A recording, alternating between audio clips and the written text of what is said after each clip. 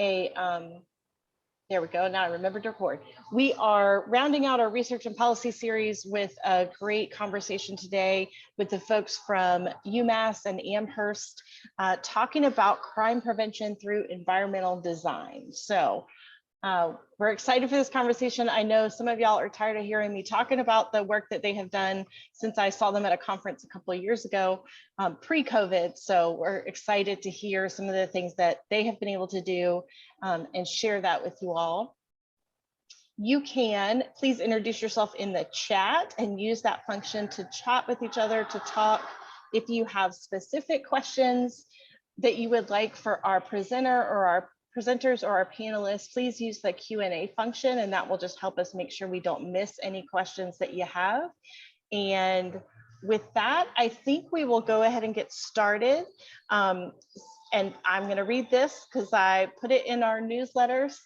Crime prevention through environmental design, or CPTED, is a multidisciplinary approach of crime prevention that uses urban and architectural design and the management of built and natural environments. Strategies aim to reduce victimization, deter offender decisions that precede criminal acts, and build a sense of community among inhabitants so they can gain territorial control of areas, reduce crime, and minimize fear of crime. So excited to have the folks from UMass with us today. And if you all will go ahead and take it away. All right. Well, thank you, Amy. Amy, did you want the panel to introduce themselves, or we're good for that for right now?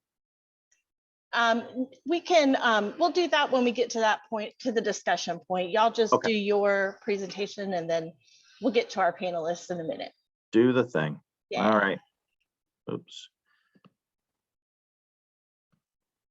All right.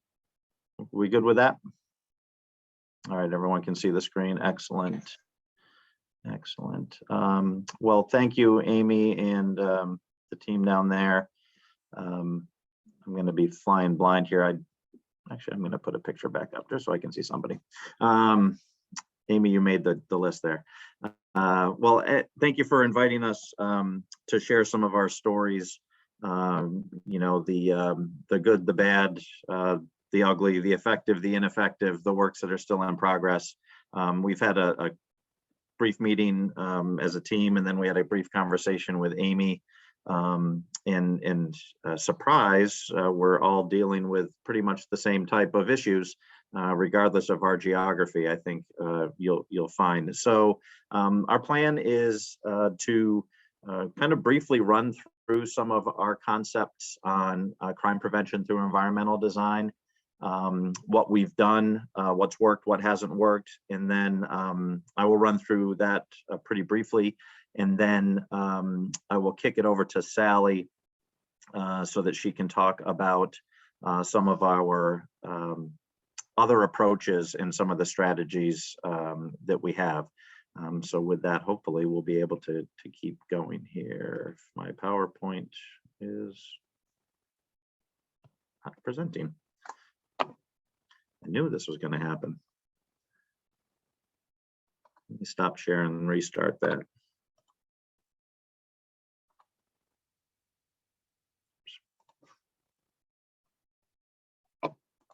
My apologies. It's always that critical juncture of when I interact with technology. It happens to the best of us, no worries. I'm not the best of us, so it definitely happens to me. So, all right, let me see if I can. This will not affect the time that we leave our presentation today, trust me.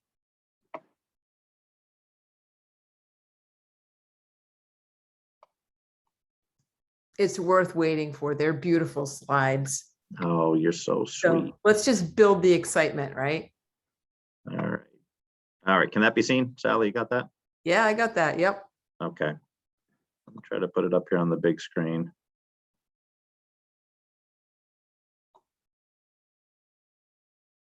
All right. Are we working? Yep. Okay. So this is pretty much us. My name is Ian Sear. I'm one of the Deputy Chiefs of Police at the University of Massachusetts in Amherst. Damian DeWolf, unfortunately, is unable to join us. Bill, quick introduction, please. Sure. Afternoon, everybody. My name is Bill Laramie. I'm a police officer with the town of Amherst and, work very closely with this team. I'm currently assigned in community outreach. So thanks for having us. And Sally, thank you, Bill. Sally. Hi, everyone. I'm Sally Lanowski. I'm the Associate Dean of Students for Off-Campus Student Life and Community Engagement. My working title is Off-Campus Shenanigans Dean. So I'm happy to be here. I'm also the co-chair of our Campus and Community Coalition. So I'm really excited to be part of another coalition today. And I'm hoping to get some great wisdom from you to bring back to our coalition. Thank you, Sally. This picture was taken, this is really one of our working groups for CPTED, obviously to include the three of us, Damian there, and then some of our property managers and other associates. And the irony is that as this picture was being taken and we were celebrating all the great work that we were doing, there was a raging day drink going on half a mile up the road. So there's a little irony in that picture as I recall it. Just a quick snapshot of where we are. Geographically, we're in the center of Massachusetts.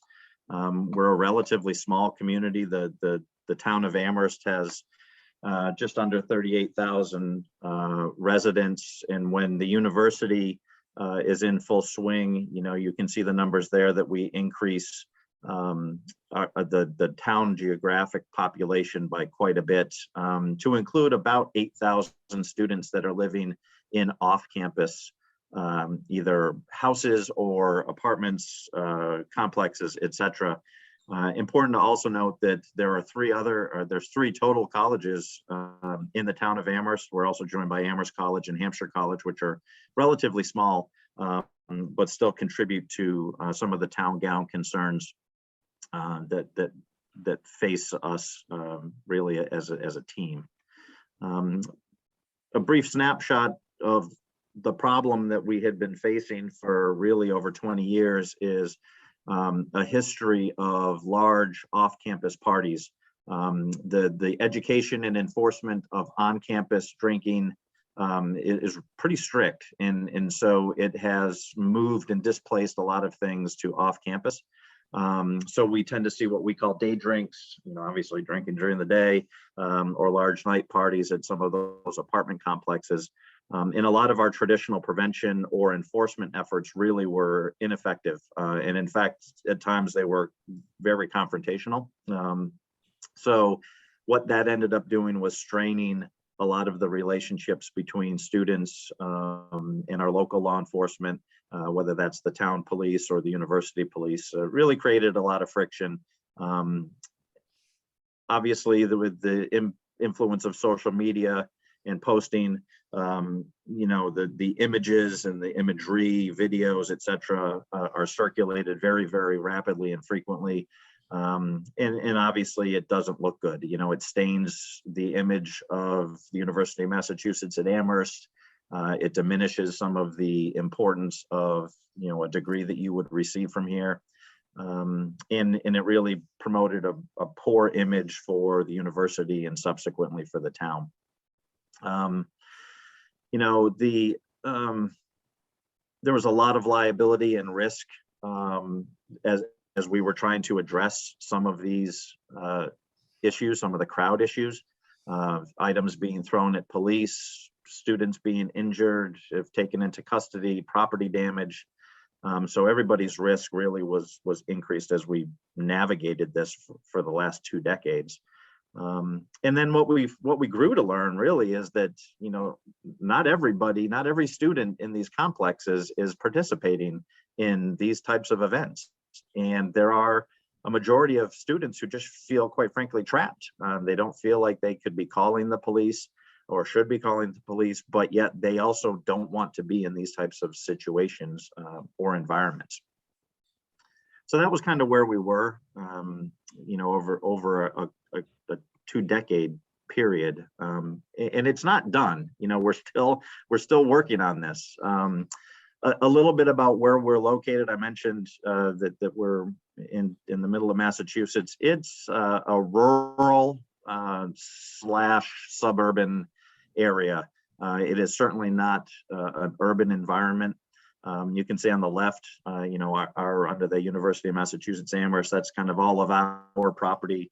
And then to the north, as you look up, you'll see that red oval, and that is really the inset on the right, identified by other red markings, are 2 or 3 apartment areas that we were frequently dealing with student issues. Up here on the top is what's called townhouse apartments, which are you know, really 8 apartment buildings and 2 quads in one complex. You have Gilreath Manor and Hobart Lane, and those had become, Hobart Lane specifically had really become a destination location and legendary for day drinks. So that was kind of the 2 areas where we were addressing student concerns. And all of these areas are flanked by residential population and people that are just trying to go about their existence. For example, you have, you know, it's just a nice, beautiful Saturday afternoon in the lovely metropolis of Amherst, Massachusetts. These are the townhouse apartments. You can see 2 quads. These are all student occupied. And so there's some gathering of people that are out enjoying the weather. And then an hour later, you see what you have here through the miracles of social media, whereby now we have about, you know, 1,000, 1,500 students that are occupying this space, drinking, carrying on, different day, same party, people on the roof.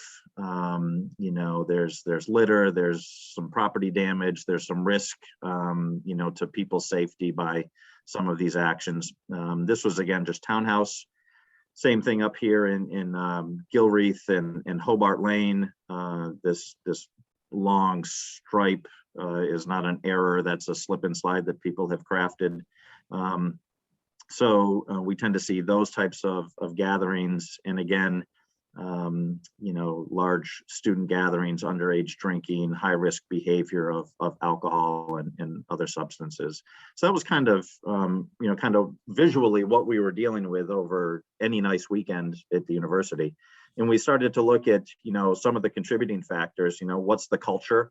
You know, you are not acclimated as an official UMass student until you participate in your first day drink or your darty or whatever you're calling it. Or you go to Hobart. You know, we look at how do individual decisions contribute. What are the social influences and how do they contribute? You know, how do the institutional policies contribute? Case in point, we offer student tailgating at our football program in the games where it's really just a large day drink. So it's a conflicting message that it's okay to come here and drink in a parking lot next to the football stadium, but you can't go and drink in the same environment off campus. So there were some policies that we needed to explore as we went through. You know, our goal, you know, as a team was in the perfect world, we would love to end this type of behavior, but we understand that's not reality. And what we're looking at is trying to really kind of manage that and really implement some issues around harm reduction. We found that being transparent, led to some trust. And we started, Sally explained that when we talk about our good neighbor registration, about how we were clear with people and we entered really into social contracts with people that were honored, and that fostered a lot of goodwill. We found through this process that there's a lot of strengths. There are so many people that can bring great resources and make really, you know, impactful change. We have the ability to change our students' behavior. It might take a few years, but we can show some success. And then what we also really beefed up was our constant flow of information sharing. And Sally will talk a little bit about that when we talk about our Monday meeting process. So that was kind of a snapshot about where we were. You know, Amy already shared the definition of CPTED. You know, it's really just the same type of approach here. We brought this training to the university, and we invited a bunch of different stakeholders that were not law enforcement. You know, Sally was invited, Some of our facilities and campus planning folks were invited. We had community outreach people invited. So we diversified that, and we really capitalized because a lot of people brought a lot of different angles to it. What it did is it shifted from a response only, i.e. go in and break up the party, to a prevention. You know, what can we change in the environment that modifies behavior?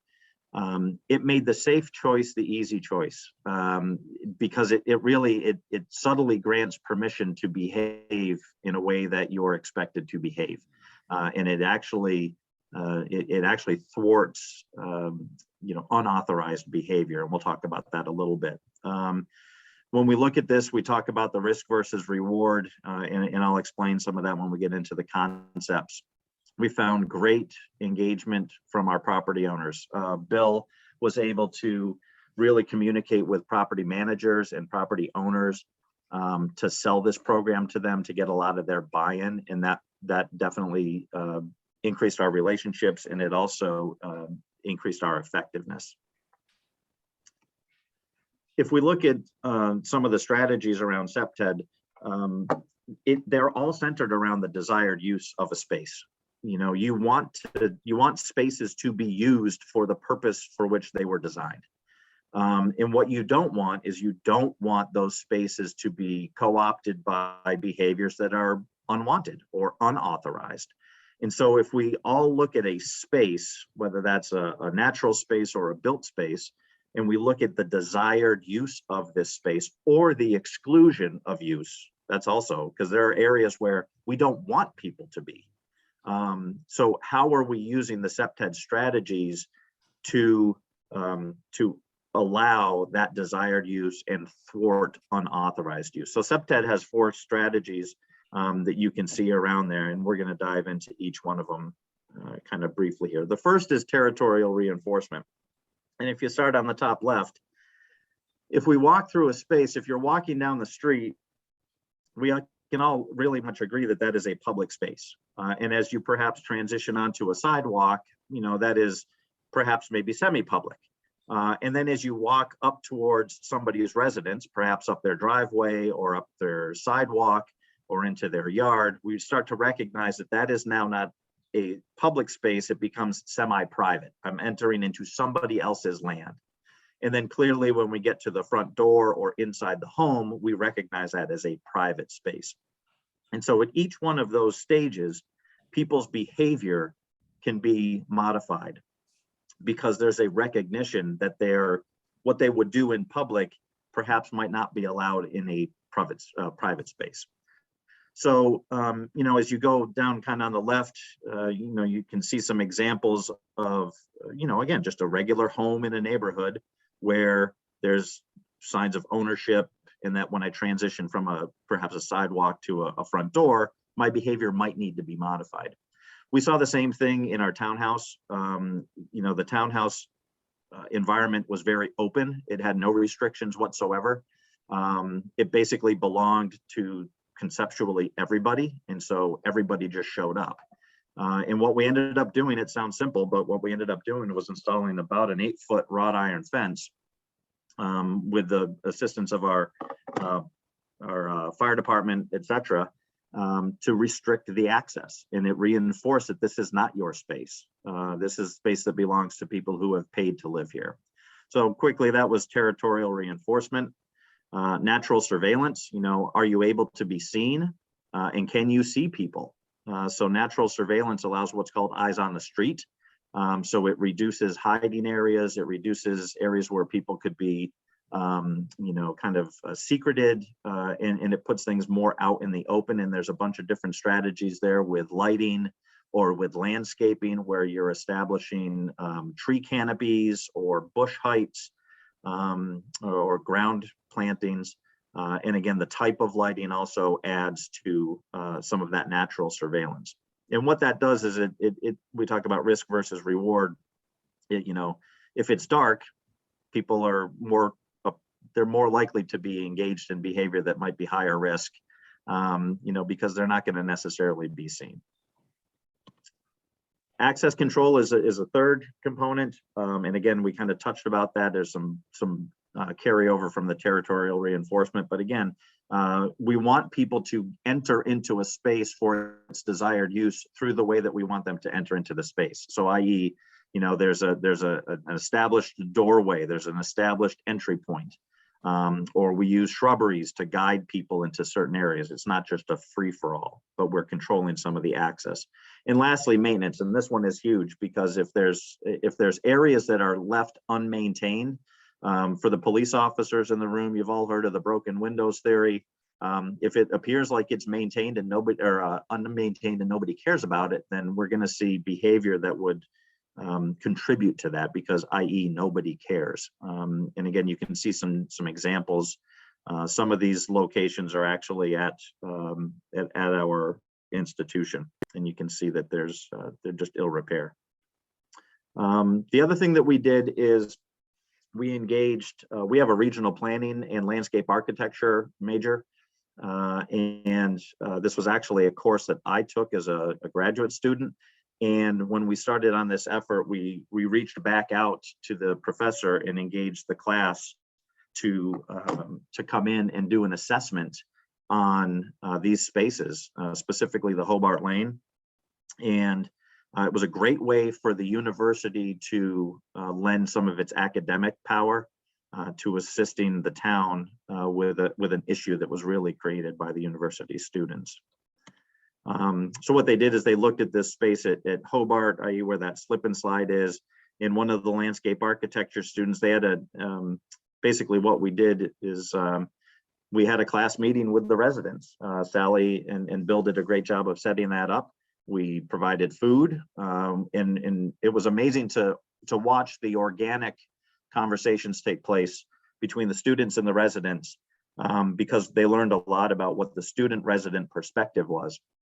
And what they ended up doing was coming up with a design to change the landscape. You can see that on the left, to really reduce a lot of the group gathering. This was a great exercise. It was a great opportunity. The reality of it was the property owner for this specific property suffered a loss as a result of a fire at another property and was unable to fund this design.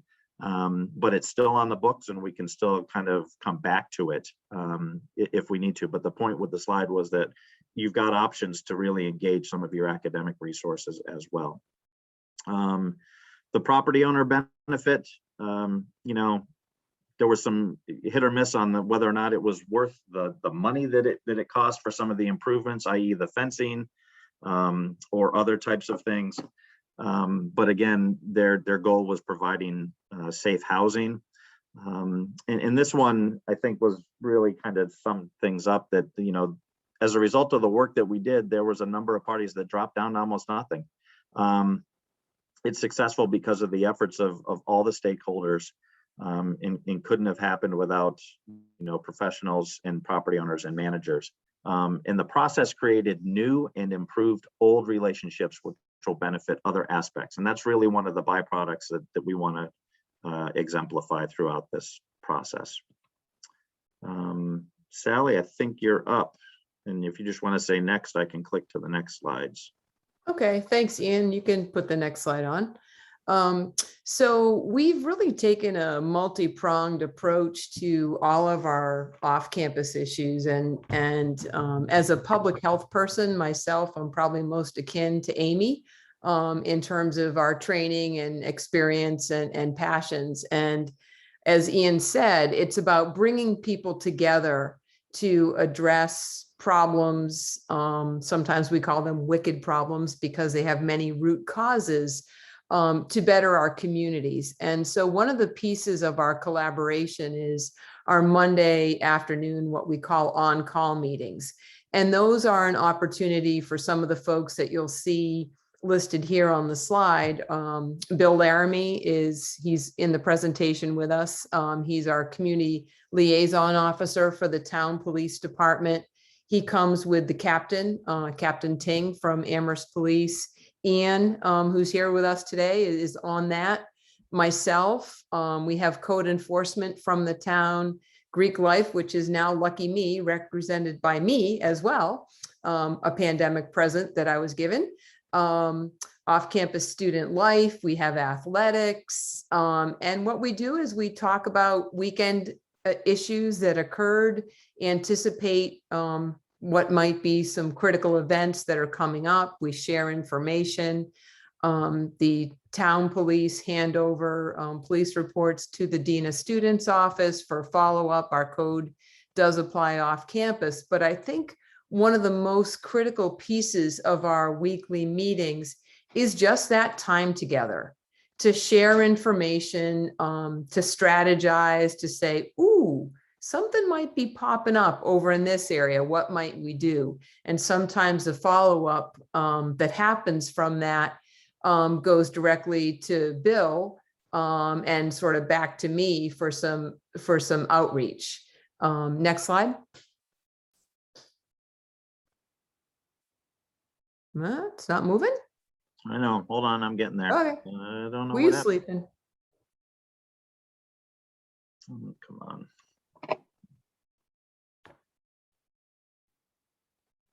Ah, there we go. So really, I think, you know, CPTED being very critical for how we've addressed a lot of the off-campus issues has sort of changed our process in general, in that we're continuing to focus on student behavior, the education piece, but I think the follow-up has really been boosted in terms of we can anticipate sort of where there may be some problems and apply some of the same techniques or strategies or even thinking to the work. So as we think about student behavior, liaison education, and that's where Bill often comes in, and developing relationships with some of our neighbors. Bill, I was thinking maybe on this slide, you might speak a little bit about some of the police and fire and code enforcement that we do, and some of the ways that your liaisoning with our off-campus students has been beneficial. Sure. Yeah, so typically I can kind of give you a rundown of like a typical follow-up. So if we receive any type of quality of life complaint, whether it be a noise complaint, nuisance, house, trash, I kind of look at each of these calls and then I figure out whom would benefit most to be part of this follow-up, whether it be, Sally and her team or someone from the fire department or code enforcement. We gather them up and we kind of organize a plan of how we're going to do our outreach. One thing we have found that's been real successful is changing our motto a little bit from, Bill, the 51-year-old dad, standing at somebody's steps, to bringing students along, so that peer-to-peer interaction and exchanging ideas and information with them, that's really, really been helpful.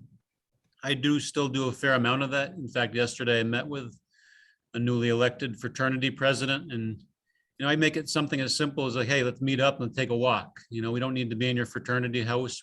This doesn't need to be anything formal. So he and I just took a walk for an hour and we discussed like all the challenges he has of being a fraternity president in a house that is within a residential neighborhood. So a lot of good can come from that. And that really goes back to this transparency and trust. I mean, I tell these young men and women, like, the way it is, this is what the police department does. These are our options. We respond to your house. Here's the potential consequences with both us and the university. So again, it's always evolving, as you folks know. I mean, our audience changes every year. So it's this re-education that occurs. And then, I think Greek life has its own unique challenges. So it's a constant flow of information. It's a constant, I guess, just basically massaging these students and preparing them for, the challenges they're going to face while living in Amherst, and, giving them some ideas for what it's like in the real world. This is real world stuff we're dealing with here. So that's kind of how we approach it. And it's been really successful. Thanks, Bill. And I think another piece of the sort of the outreach and the collaboration has been building those same relationships with the neighbors who maybe are the ones that we all know. You know, there may be some in your own area that are frequent callers, right? They're calling every time there's a peep in the neighborhood, or they may be really being bothered by some behavior, whether it's litter, trash, or walkers by on their way home from the bars or to the bars, or whatever the case may be, is engaging those neighbors in some positive solution, you know, giving them the time and and listening, but also bringing them to be part of the solution. So one of the things I think that Bill does really well for us is, in his role as a town police officer, he will respond to the neighbor, but say, hey, would you be willing to talk with these students? And we'll bring along some of our student peer educators as well to talk to others in your neighborhood and to build some positive relations. So it's many hands, I think, sometimes that can help to build that transparency. So next slide. I think we know what doesn't work well, and that is a silo mentality. So if I had to do all this by myself, or Ian did, or Bill, or any of us, it gets exhausting. Having an adversarial police response, particularly in today's environment, is not necessarily going to get us the outcome that we want. It's not going to be beneficial for the police. It's not going to be beneficial for the students, and may not really result in some of the positive outcomes that we hope to see, which really is about health and safety and well-being. What doesn't work well is when you have university resources that aren't accessed. So on your campus, you may have a department. My inclination as a public health person would have been to go to the public health school and say, hey, can you help with this problem? Because Ian was in the regional planning class, that wouldn't have occurred to me. But it was brilliant. And for me, it gave me a new orientation and a new way to think about public health problems that frankly changed my thinking on everything in my life now, which is pretty cool, you know, at this old age. And the other thing that wasn't working was students weren't necessarily being given the best tools to demonstrate responsibility. Next slide. And so here's some of the strategies that we use to engage our students. And some of you may have seen us talk at other conferences or something. One of the programs that we're really proud of that actually started through our Campus Community Coalition was Walk This Way. So they're the students that you'll see in the bright green t-shirts on the left of the slide here. They are students who are trained in CPTED principles and in bystander intervention. They're trained to know how to call for help if it's needed. And they go out on the streets adjacent to our campus on Friday and Saturday nights from 10 p.m. to 1 a.m. interacting with students. The neighborhood that they visit is that one that Ian focused on early on, right next to campus, where we have 5,000 undergraduate students living in one residential area, and a little edge neighborhood right next door with some fraternities, some satellite fraternity houses, if you know what I mean, some other student rentals, and then some very big and nice permanent homes. So it's kind of a neighborhood mix. They go out, they walk the streets with the students, they interact, they remind them of the open container bylaw. They tell them they're entering a residential neighborhood, so please keep their voices down. Remind them to walk on the sidewalks, not the middle of the street. They make note of when there are streetlights that are out, when there is a stop sign that has been knocked over. There's a four-way stop that cars, typically in the beginning of the semester, the Uber drivers or new drivers don't notice in the dark, and they blow through the stop sign. So they make weekly reports that I share at that on-call meeting on Mondays, that here's some things they noticed in the area. And they also will call for help for folks. So that has been a tremendous way to engage students in being part of the solution. And it used to be sort of, I would go out with the students with my dog. I don't have to anymore. I'm not a peer. It's fun for me and I enjoy being there, but it's not the same when it's peer-to-peer. So we've trained them up to do that. The slide to the right there has team positive presence. They're our team that does knock and talks. We go out with the police as well with Bill and with the Amherst ambassadors, and do good deeds on and off campus, spreading community messaging around health and safety. One of the main things that we promote is our Good Neighbor Registration Program, which used to be called Party Smart Registration, but in the pandemic, because it felt sort of not a good idea to be saying Party Smart Registration.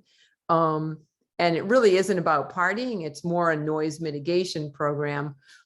We adopted that from Colorado State, and UC Boulder back in the day, they had a party registration program, and we implemented it in fall 2016 as a pilot.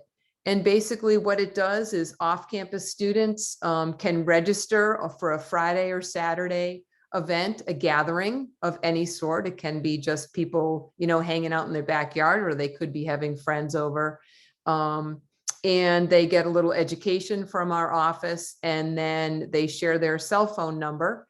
And if a noise complaint comes into the Amherst Police Department, that student will get a courtesy call and 20 minutes to disperse their party before the police will come. It's been a tremendous success. Last year was pretty quiet because we didn't have any students on campus to speak of in the fall because of COVID. We rebranded it to be Good Neighbor Registration.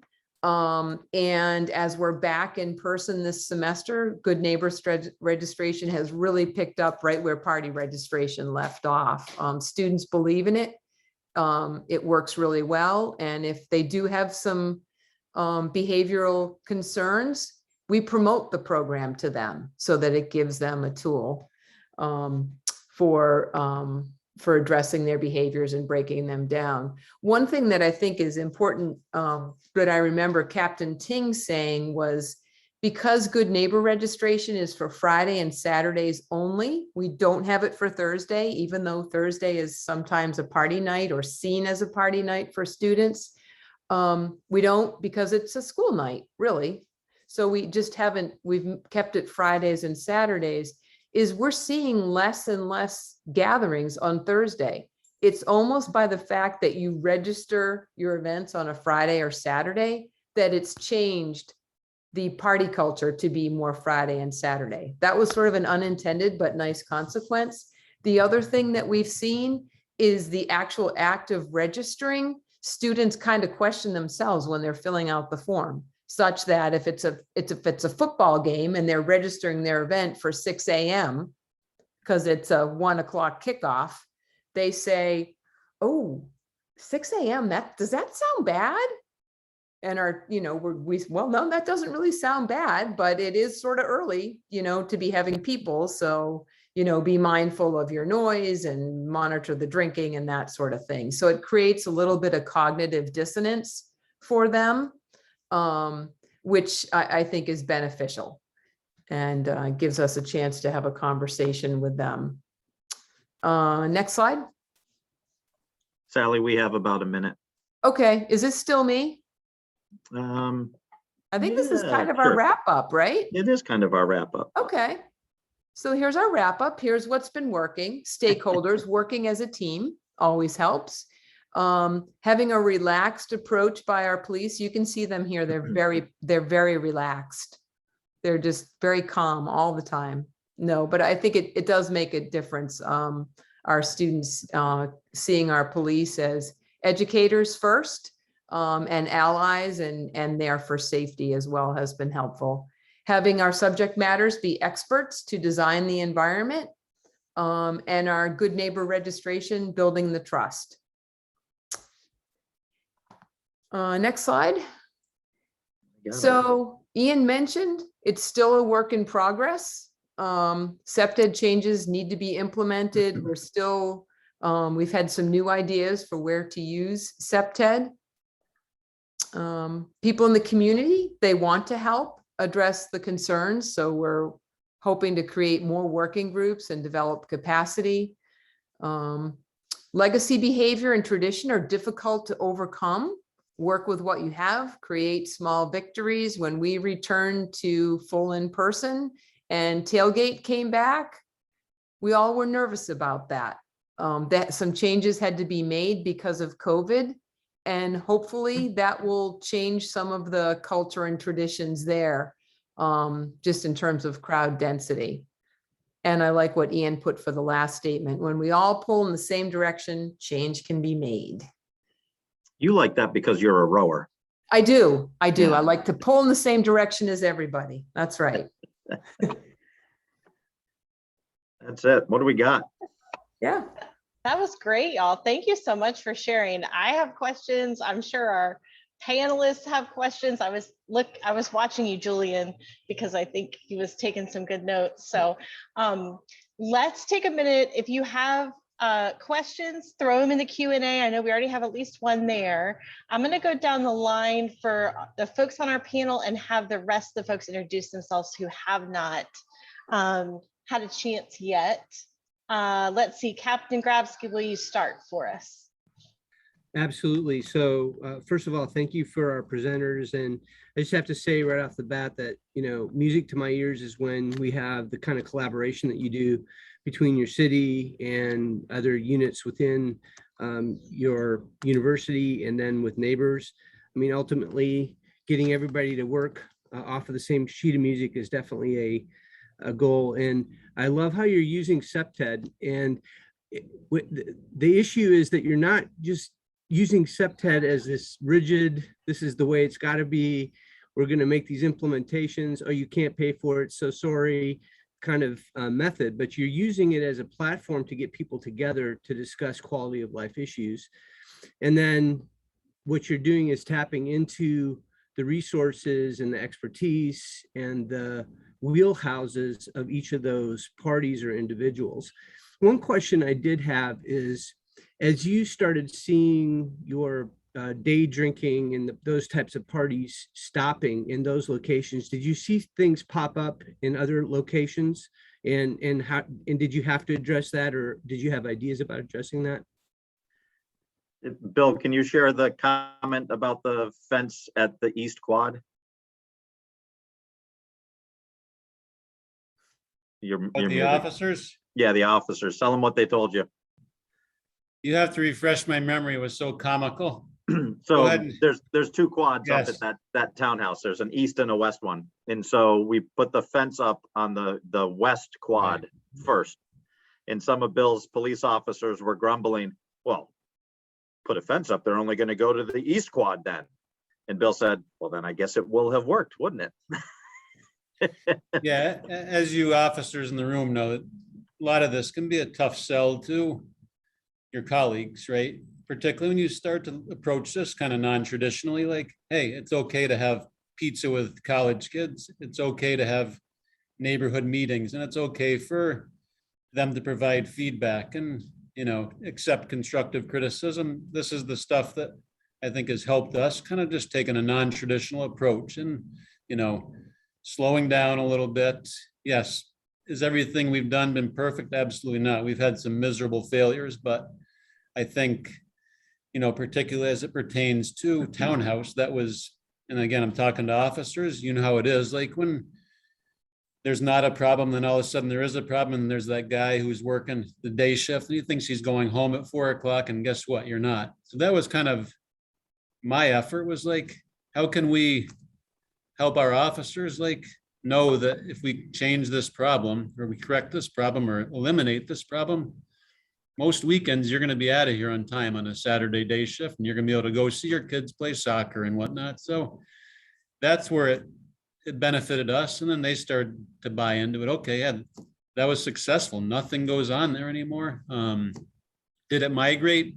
A little bit, but not as bad as we would have thought it would have happened. And going back to if you remember the slide, the slide with the slip and slide. So that area, again, we brought in the student group to kind of look at this environment. How could we change it? They brought us all these. I mean, if you saw some of the projects that were revealed, it was amazing. Like they were like, oh, you could do Friday night food truck events up here. You guys could put in a gym, make it really feel like a community. And as Ian said, that all went away because there was a catastrophic fire that just kind of eliminated any extra monies they would have had. But, you know, the property owner was up there and she says to her landscaper, hey, stop mowing the most interior part of the squad. I want to let it grow up to hay.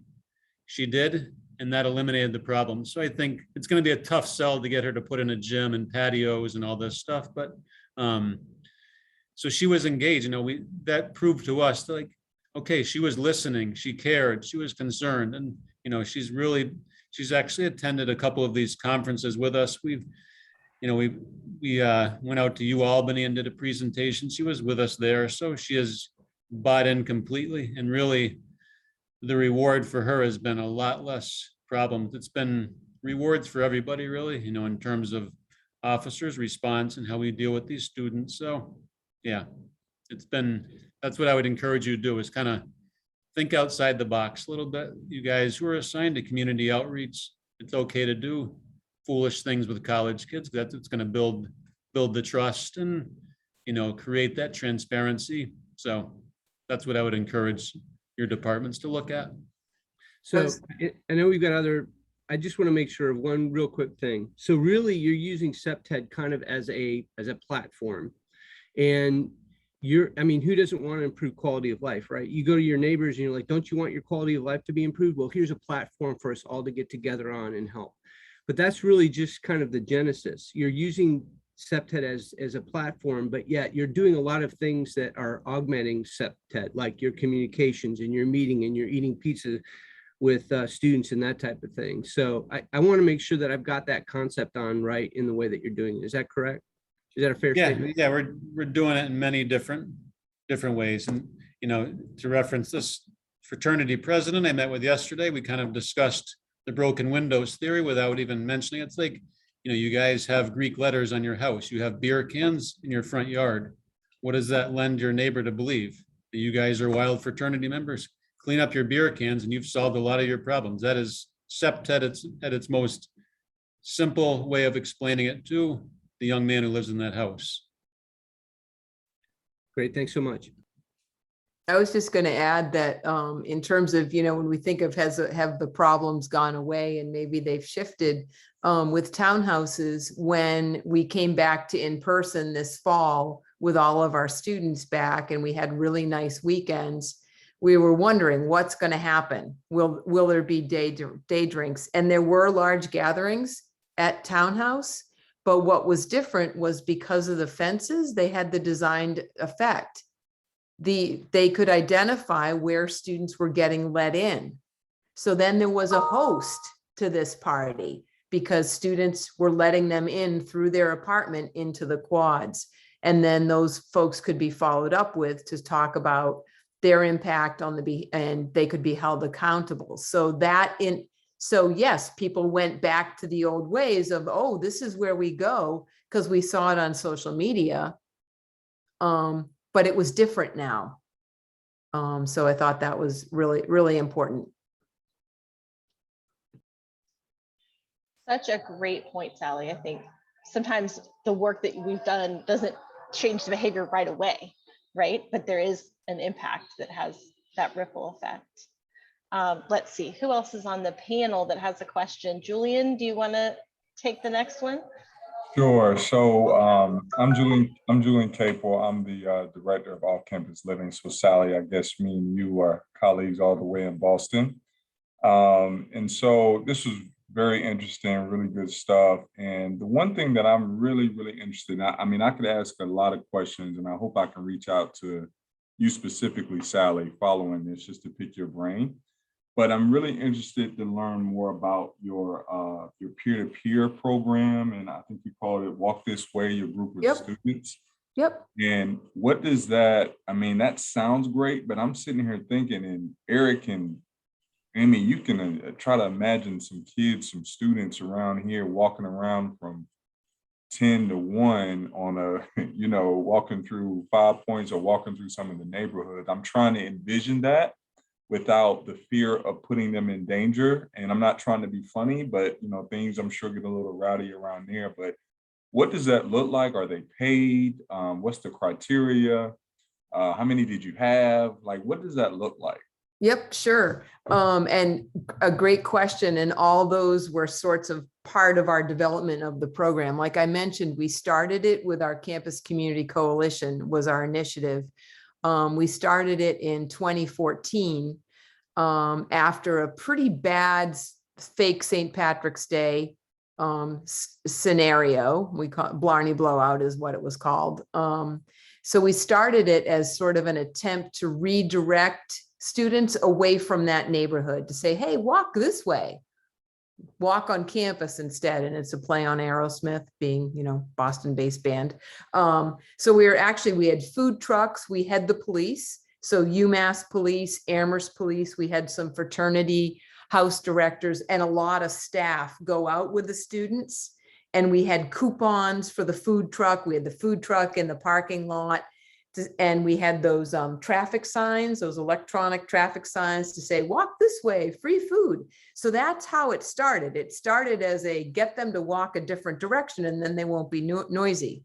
So we had a whole cluster of people and it was volunteers at that time. What we found was epic fail. The students didn't want the food and they were like, no, thanks, we're good. And they would walk, they wanted to walk the way they wanted to walk because it was part of the social scene. Was their patterns were already in place and we wanted to walk by just in case we were going to miss something. And it was a little bit of a parade. So we kind of gave up on that idea of trying to redirect the traffic. And because we'd been standing there watching what they were doing, we're like, oh, actually, we can probably talk to them because they're like, why are you out here in these bright green jackets? Like, what are you doing? So it became a conversation starter. And we're like, they actually will talk to us. So the morphing of the program came to be that it was a paid position. So we pay our students minimum wage. We have team leaders.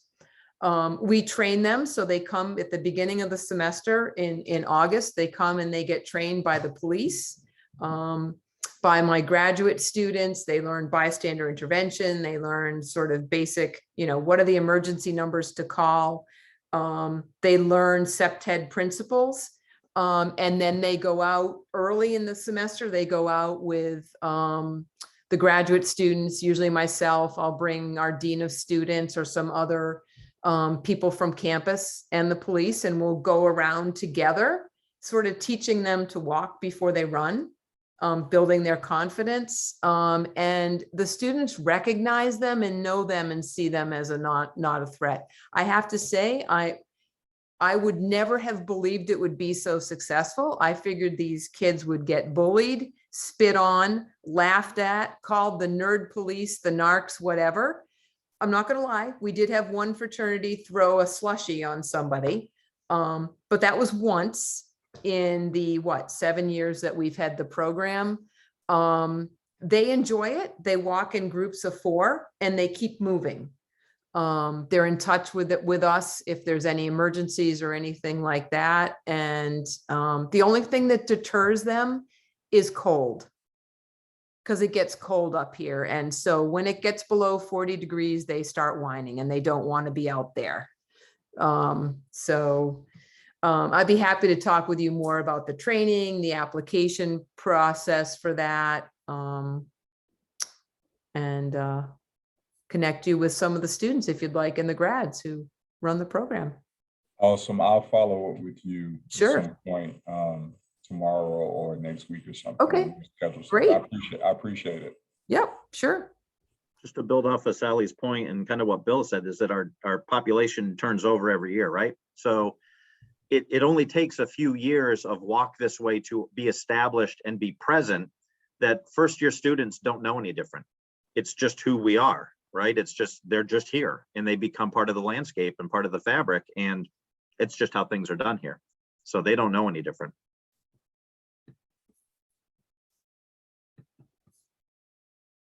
I forgot to mention, we also bring dogs.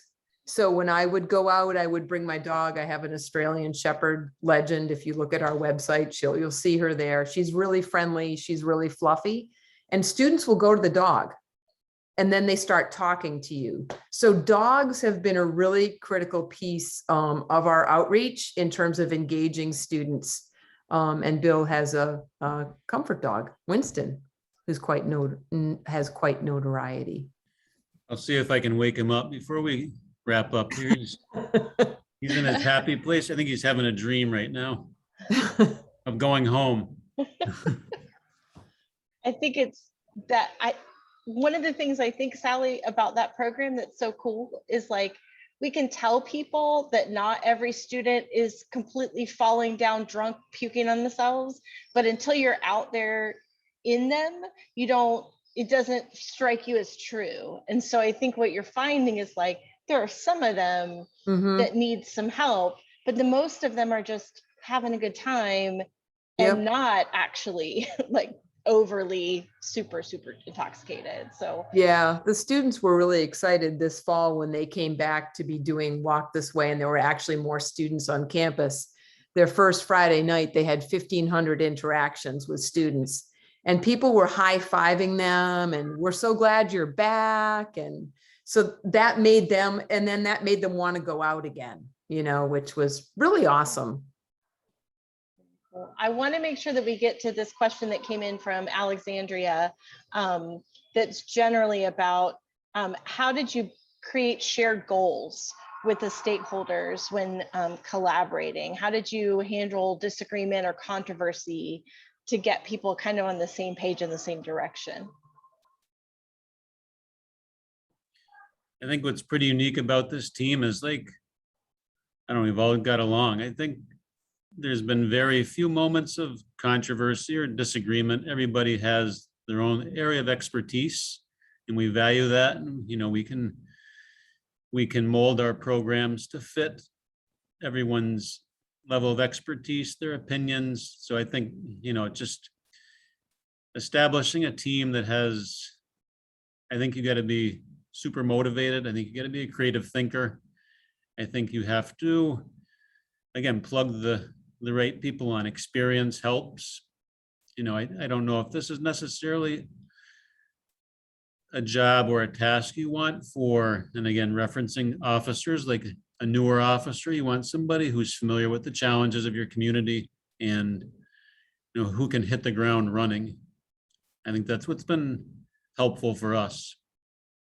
One of the other things, Bill did such a great job with fostering relationships with our property owners and managers that we presented CPTED to them and demonstrated what it might be able to do for them, and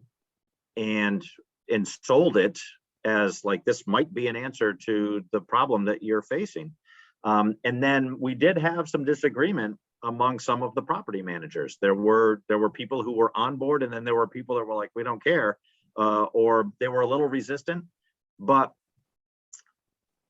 they were able to speak amongst themselves, and those that were finding this interesting and possibly a fix, I think we're able to kind of communicate in the language that property managers can speak, and we had eventually some cooperation from one particular property owner, but it was there, and his argument was, well, there's still 500 people in the quad. Yeah, but those 500 people live there. Like, that's what you want them to be doing. They live there. Well, I thought that there was going to be no parties. That's not how it works. We don't want 1,500 people there, but 500, you all built the place that way to have people out. So that's what they're doing, desired use. Another way, particularly with that project we did, was the way I deemed it successful is I would go up there on a Monday, and prior to these fences being installed, you'd see these maintenance guys out there, and they're out there for like 3 days, literally, like picking up cans and broken furniture. And so over time, it's like, hey, how has this affected you guys? And they're like, it takes us like 2 or 3 hours now on a Monday to do both quads. So, that's who it impacts, these poor men who are out there for days on end. It's like, oh, I got to go into work on a Monday. I know what I'm going to confront. And now it's a non-issue for them.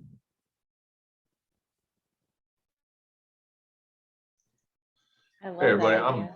I'm Captain Lewandowski. I'm with the Columbia Police Department. My area of responsibility is kind of a unique one where we have our entertainment district surrounded by a residential community. And one of our biggest issues we have are house party complaints. So I was kind of interested in to see, get a little bit more information. That phone call where they get, to say, hey, police got a phone call of a loud party, 20-minute response time.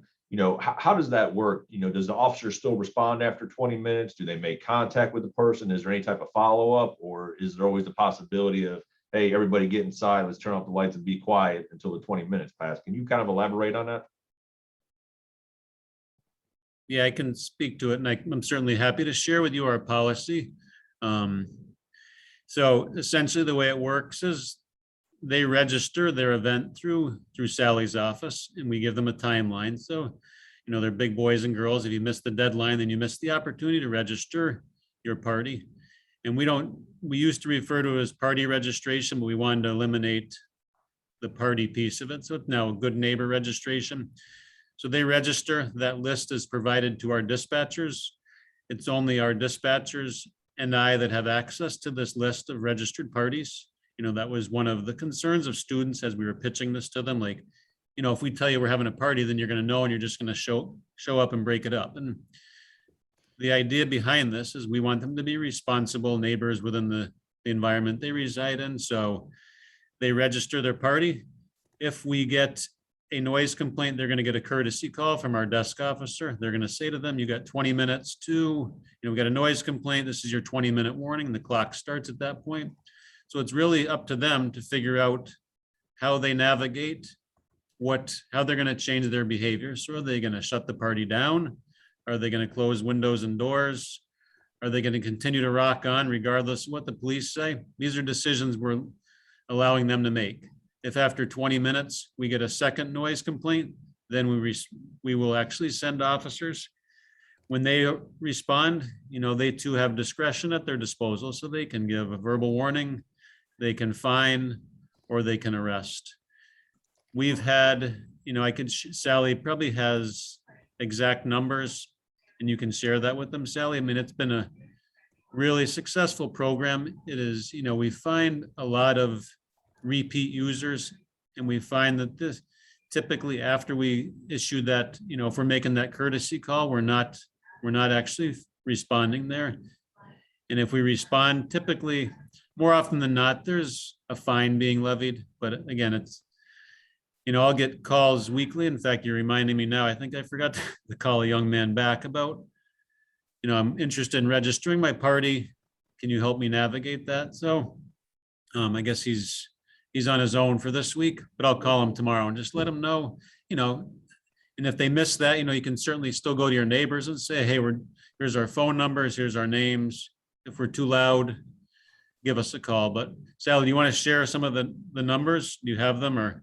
Yeah. Since we started the program, I mentioned we started it in 2016 as a pilot, and last year was really quiet. We had fewer than 200 registered parties over the whole year because of COVID, largely. But to date, we're at over 3,000 registered parties. Fewer than 1% even get a courtesy call. So fewer than 300 courtesy calls have even been made. And then of those that do get a courtesy call, it's less than 0.5% that end up having any follow-up police action. Our policy does say that if you have a registered party and the police come and you got a citation, you can't register till the end of the semester. So the rest of the semester you can't, but then you can start up. And that was, sort of to have a little teeth in it so that we were afraid maybe people would take advantage of it. But honestly, it's really been tremendous, that courtesy calls don't even have to be made. I will say another way this has helped us, Captain, is those additional quality of life for those Saturday morning responses, where you're responding to vandalisms or fights, when you go to a party in a traditional sense and you're showing up, in force, uniformed officers, the kids are jumping out windows, they're running through neighborhoods, they're creating a path of destruction. We don't see that anymore. So if we're making courtesy calls and they choose to end their party, they're doing it civilly. So that's been a big help for us too. And one last question. So, if they're planning a party in advance, but as far as the registration time, if they were to just to have a couple friends over, then of course it snowballs and they didn't intend to have a party, but next thing you know, you got 20, 30 people. What is it, similar practices with the application, or how does that work? So I think we always encourage people to register their parties. So, if you're gonna be sitting around, doing band practice and you think you're gonna be making too much noise, you can register that. It's a noise mitigation program. It's not a license to party. And, if you're considering rolling this out in your community, it's important to have many different audiences there, students, neighborhood groups, property managers. Some of our property managers were a little bit resistant to it because they think this is going to create destruction. You're now allowing them to party. Well, it's a noise reduction program, which again, it has an impact not only with the noise, but it has an impact with the responses you're having to make either that night or the following day. No officer likes to respond to the broken windshield or someone's mailbox damaged, and that stuff it's really, it's stopped. I mean, it doesn't happen anymore, which is huge for us. I think part of our education too, because we do allow registration, is students kind of like, oh, this just happened. Oh, just all these people just showed up. We didn't invite them. I think we've kind of quelled that a little bit because they have to have a little bit of intentionality. But in that example that you gave, Captain, let's say that, those students police had to respond and tell them to break up their party.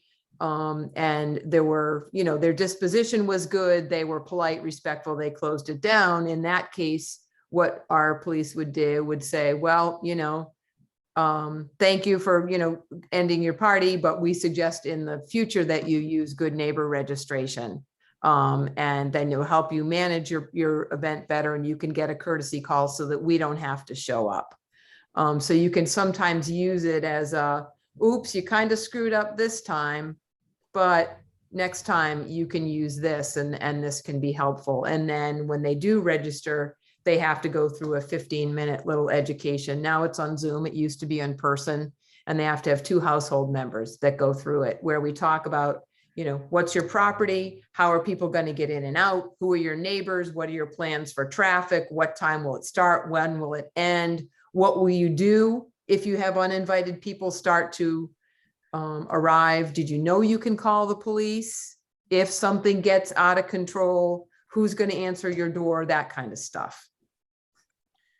Another thing we do with, Sally's team, her peer intervention groups will, if I come in on a Monday and I've identified a problem, we'll reach out and say, hey, what do you think about doing some outreach later this week with some students? So we'll gather up materials on party registration, our bylaws, and we'll go door to door and within that particular area. And again, this is for officers, like this is a huge piece of it, like that peer-to-peer stuff, like thinking outside the box, because this is not a police problem, it's a community problem, and you use your community resources, you can take a lot of the impact off of your officers having to do, the work that can be cumbersome sometimes. Thank you. Yeah. I want to recognize that it is 10 after 5 and that we would all love to keep talking about this, but some of us have to go home. I want to say a thank you to everyone who's participating on the panel today, but especially to Sally and Ian and Bill for bringing this to us and sharing your lessons and your challenges. And I was amazed when I talked with them last week and even again today at as different as our communities might be, there are so many things that are just exactly the same in terms of our issues and the possible solutions. So I'm hopeful and excited for all the things that they shared, and I hope that you all are too. We will be back together again in February. And if you are interested in giving some feedback and picking some topics for the spring, I put the link for that Google Doc survey in the chat so that folks can tell us what topics We know we're talking about weed. Everybody wants to talk about weed, but what other topics do you want to hear about? We're plugging it in there. And Bill, thanks for sharing your dog. Yeah. Looks I like will she say woke up. this, like, and this is another one of these goofy, like outside the box things. This guy is an all-star. Like I approached our chief of police and I said, hey, I want to get a comfort dog. He's like, what? What are you talking about? And he's been here 42 years. So I'm like, well, let me tell you, it's going to be donated. Okay, let's talk about this.